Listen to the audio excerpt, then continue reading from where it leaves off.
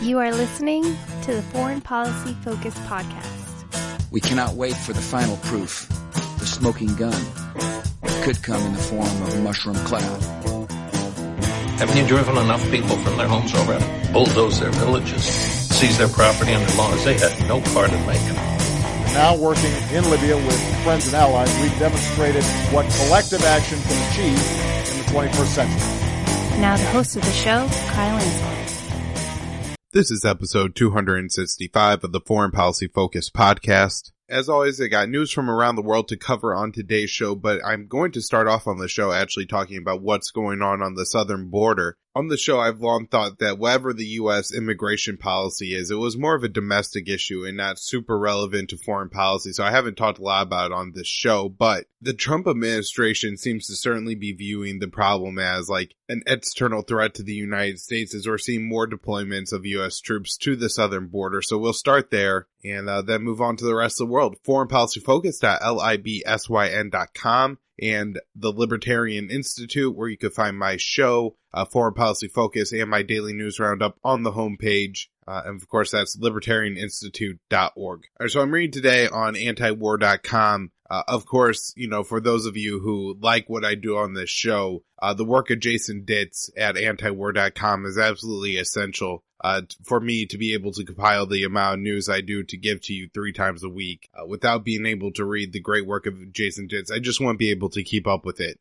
So I, strongly suggest that if you aren't all going to antiwar.com, that you really start doing that. And, while you're there, check out the news, that's put out by Jason Ditz. But in there, he writes that the Pentagon's deploying 5,200 more troops to the southern border in addition to the 800 already announced. Plus, there's already 2,000 National Guard troops on their way there. And so, looking at the whole U.S. Armed Forces, we're talking, I guess now, about 8,000 of them that are going to be deployed to the southern border. Of course, domestic law enforcement in the United States aren't just, guys with stars on their chest and, that wear hats. These are, trained commandos at times. Certainly, if you look at the assault rifles and the tactical gear that a lot of domestic U.S. police forces, whether it be the FBI or the BLM, the ATF, the DEA, all these organizations have very well armed, very well trained, and, equipped with, like tactical military equipment. And so,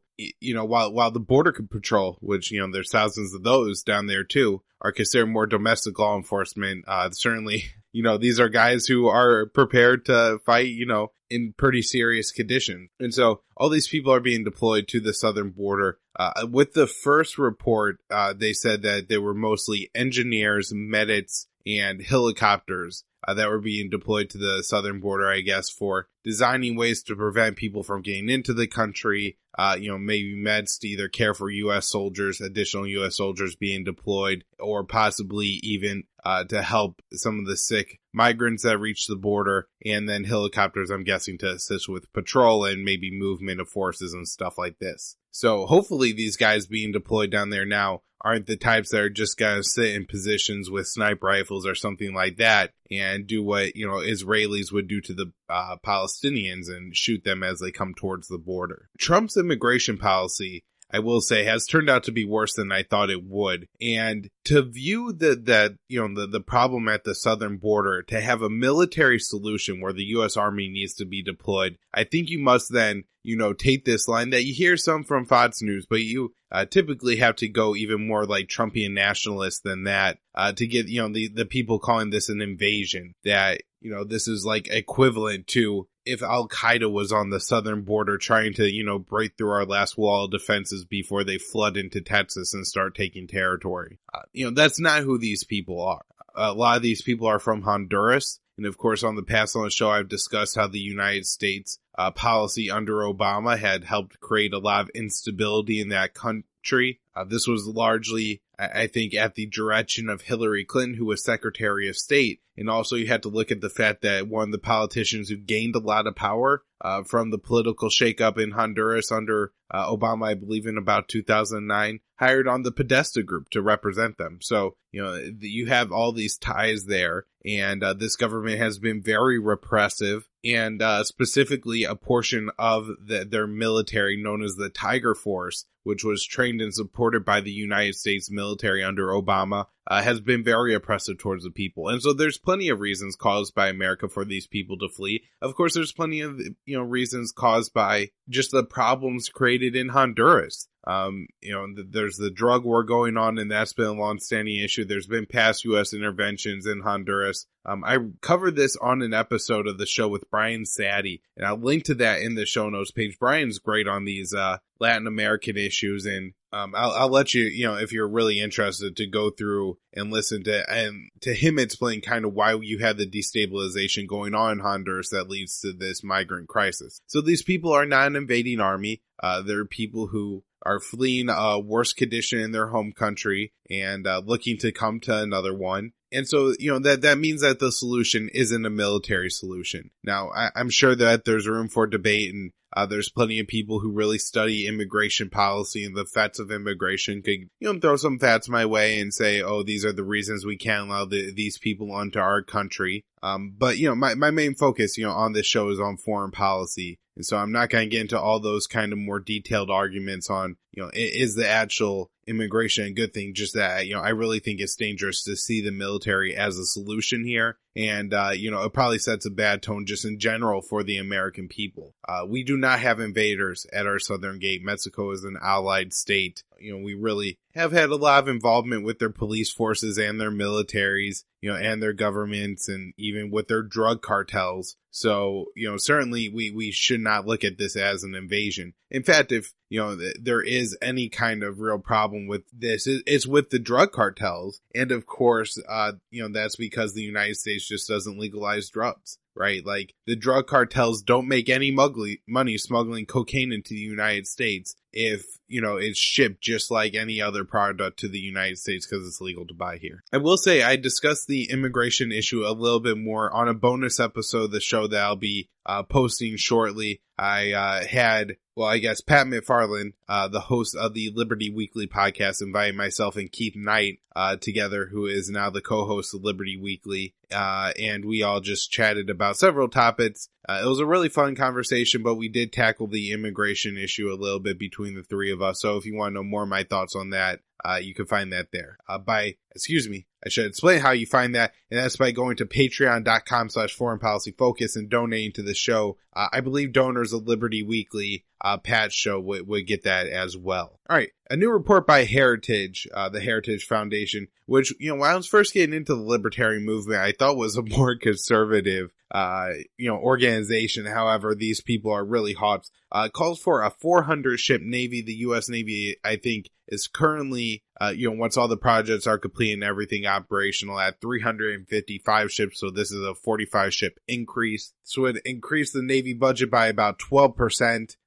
They say that these new ships would focus on logistical ships, I guess more so than aircraft carriers or destroyers. I'm sure part of this has to do with, just kind of the drone age and, being able to spy and intercept and shut down other countries' drones and weapons. Everything, it is all connected now, and there's ways to interfere with the signals and all that. It's not like the missiles are just put on a trajectory. They're able to change and make course. And, there's been reports even that Russia has attempted to disable some U.S. Tomahawk missiles this way. It also, does call for one new carrier. I think that would put the U.S. total at 13 once the current projects are finished. This is just absurd. It's more than the rest of the world, especially if you just look at nations that aren't within the, United States NATO alliance. We have more aircraft carriers than the rest of the world combined. We don't need them. We can't afford them. This is a terrible and stupid plan. It does seem, however, like the kind of thing that Trump could latch on to. 400 is a nice round number, and so it's certainly something that he could say over and over again. I created the 400 Fleet Navy, restoring America's power. And it does certainly see like more the globalist war hawk types, the John Boltons, have some influence in the Trump administration right now, so this could be something that he bites onto. Again, a lot of news coming out of Brazil. There was some presidential elections there. I remember a while ago, I guess one of the candidates was stabbed, and so it's been a pretty crazy political, few years right now in Brazil. I think about 4 years ago, they started some pretty major corruption investigations in Brazil. It turned up a lot. And, I know there's a lot of poverty, especially like in the cities there. It's a country with a large population and, there is growing wealth in Brazil. However, with all the corruption, there's a lot of poverty and a lot of problems, within Brazil. And, this election ends up electing this guy who everybody is labeling on the far right. I really haven't had a chance to look at many of his policies. The guy's name is Jair Bolsonaro. There are some comments that I made in the past that I did read, that were pretty degrading towards women. So you do have that issue, but I'm not sure what the rest of his policies look like. For, that information, I suggest you go out and read for yourself, on this one issue. But just keep in mind that you do have a new leader in Brazil. I think he was elected like 55 to 45%. So, not that tight of an election. In Korea, we continue to have this move, towards peace on the Korean peninsula. I discussed last show, I believe, that there were some high-level military talks going on between North and South Korea. One of the outcomes from those talks is there's going to be the dismantling of 22 guard posts, 11 on each side of the border, the DMZ, and around the truce village there, where they've had a lot of the talks. So this is seen as another step forward. There's like a goal right now and a real push between North and South Korea to, take steps to demilitarize not only the truce village, but the DMZ in general. There's been talks with North Korea about removing some of their artillery. There's some process going on right now with demining the DMZ. So this does seem like, one of those places where you could really point to success going on here. And, I think all these agreements, making them and keeping them are, show good faith on both sides and are generally helpful, towards achieving a more peaceful situation on the Korean Peninsula. And it's one of the reasons that I've been very optimistic about this so far. Now, I always have to acknowledge that, Donald Trump is president of the United States. And so it seems to me that, he could wake up tomorrow, kind of change his mind on the whole Korea situation and get very hostile and hawkish towards North Korea and start to attack and threaten to sanction South Korea, for, trying to loosen sanctions on North Korea and have more financial cooperation between the two countries. And so, we still have Trump kind of being the X factor there, but hopefully, this does seem to be popular, at least by the polling coming out of South Korea. I guess it's hard to know what the North Koreans want just because it remains a very repressive society. Some news out of Syria. Near the Iraqi border crossing, I guess there was a Syrian family of 5 traveling, couple of kids, airstrike takes it out, kills them all. This, I guess, is just one more little stat of the Syrian civil war. But I did want to just take a second to talk about, we have these tragedies that occur in the United States and they're capture the news cycle, hundreds of hours of news coverage on the major news networks, lively debates.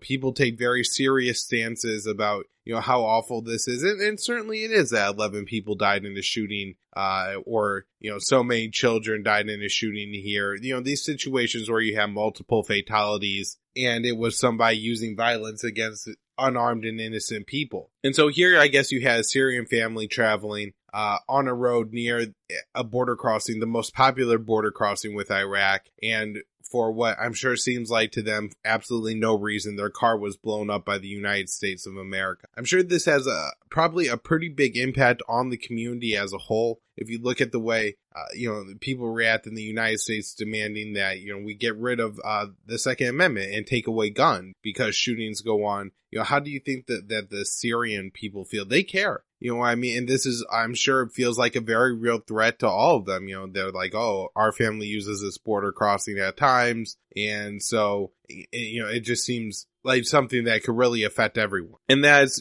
just this family, a car full of innocent people gets blown up. You have to realize that this has the same effect on our culture that it has on theirs. Moving in closer to the Euphrates River and the Deir ez-Zor province in Syria, you have had a small number of ISIS fighters holding not all that much territory along the Euphrates River Valley.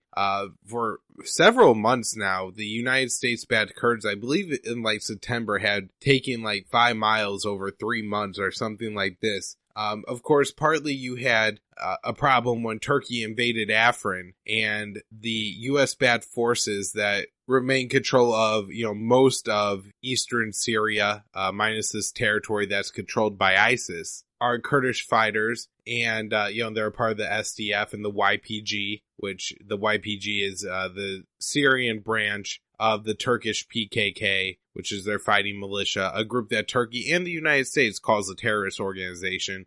So Turkey invades a part of Syria that's held by Kurds, and so the Kurds shifted most of their focus towards that territory rather than towards fighting ISIS, seeing Turkey as, I guess, probably the bigger and more problematic foe at that time. Over the past month or so, the United States and its Kurdish allies, there are some Arab fighters within the SDF, so I'm not sure how many of the fighters around Deir ez-Zor right now are Arab versus Kurdish, but they have attempted to take some of that territory from ISIS. ISIS has mounted a counterattack, I think once using the cover of a dust storm to do so, and now you have them taking out about 40 SDF forces. This is a time where probably some questions should be raised as far as the U.S. mission in Syria, and that is how long are the Kurds, which are the majority of the U.S.-backed fighting force, willing to continue to fight for these, Arab territories, southeastern Syria, that is. Also, it does seem like, the United States hasn't been too eager to attack these ISIS positions. And so, you have to also wonder how important the United States sees this ISIS cell as being a kind of pretext to stay within Syria and not withdraw the 2,000 or so U.S. forces that are backing these Kurdish fighters. Last story coming out of Syria. The Pentagon announced that they killed no civilians in Syria in September of 2018. This is likely a flat-out lie. A pretty good article where Chris Woods of Air Wars, which is a great monitoring group that has really tried to document cases where they could find them of the U.S. government taking out Syrian civilians, points out that this, number is really unlikely. With the Air Wars research going on, the problem with the Pentagon putting out this number, not that I guess you would expect the Pentagon to ever be like completely honest, and anytime there's probably room for distortion, they probably claim it didn't happen rather than did, is the effect it has on the American people who feel like this isn't a real war. Especially, no Americans are dying, no innocent people are dying, only the bad guys are dying, and that's really not something that Congress needs to concern itself with. And so highlighting the civilian deaths are important for that reason, because they are going on, despite what the Pentagon says is going on. Again, this seems to be like another kind of Trumpian policy, I think, that Donald Trump thinks that downplaying the number of these deaths is probably important to the PR campaign and controlling the narrative. We've seen this a lot more since Trump took office, the military not reporting a lot of numbers, specifically for Syria, Iraq, and Afghanistan. Last thing I'll talk about here. Oxfam put out a report. The last show I did was numbers on the Yemen civil war. This one says that one Yemeni civilian is dying every 3 hours of violence from, these are innocent civilians from violence. They say that some of the civilians are caught in crossfire, but most are killed from Saudi airstrikes. 575 people have died in Yemen since mid-August. These are innocent civilians, of course. There's a lot of Houthis who are dying too, as well as whatever mercenaries, Al-Qaeda fighters, and Yemeni people have been rallied to the Saudi Arabia side of this war. All right, that's where I wrap up today. foreignpolicyfocus.libsyn.com, libertarianinstitute.org, patreon.com/foreignpolicyfocus, immersionnews.com is my news website. Guys, really share the content if you can. Twitter.com @KYAAALE. You can find my profile and, share from there. Appreciate it.